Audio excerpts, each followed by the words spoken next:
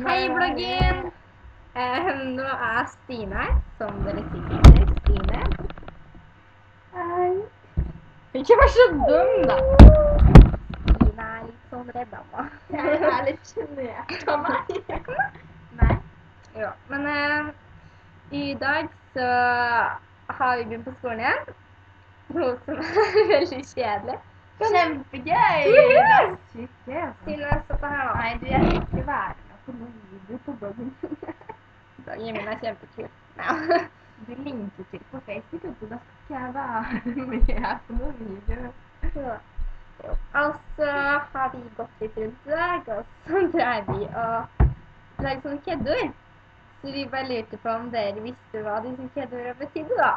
Ja, så skal du si noe av det? Skal jeg si noe? Ja. Nei, det trenger ikke å finne noe merke, altså. Vi har gulaner. Tror du ikke hører det fordi du gjemmer deg? Jo, de hører at jeg sier vi har gulaner. Så har vi hva var det andre? Så har vi Gelpe. Gelpe. Så har vi rossebær. Så har vi rognebær. Hva er rossebær? Og rognebær. Ja. Ja, rognebær. Der er en gåte på en måte da, som folk kan løse. Så har vi rognebær, ja. Og så blåbær, det er jo helt, ja. Det er blåbær, det. Det er blåbær. Blåbær er blåbær. Og så har vi rognebær. Røttebær. Røttebær er jo den beste. Nei, nå ble Stine litt borte. Så da setter vi på litt musikk, vi skal se om vi overlever den.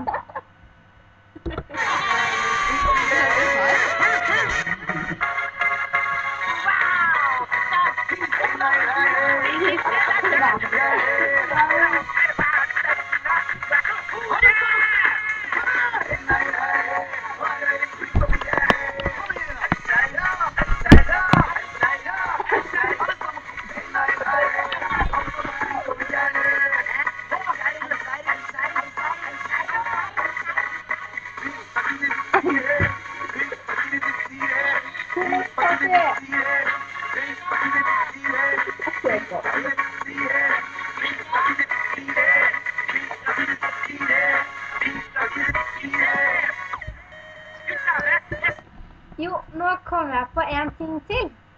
At jeg har sett en sånn video da. Det kalles The Butterfly Project. Og jeg har vært skikkelig med på det da. Så derfor har jeg tegnet en sommerfugl på hånden mitt. Det er veldig fint å tegne. Og jeg linker til videoene, så jeg anbefaler veldig å se den. Så jeg håper dere gjør det. Og siden du leker med gløsninger. Det lå der, så jeg måtte liksom bare ta på Ja, den. Stine er litt spesiell. Ja, Stine, skal du si hei? Skal du si hei til meg? Jeg har sagt hei allerede, så det er hei. Det er stress i dag, jeg. Ja, det der gjorde jeg så tydelig at det skulle jeg opp.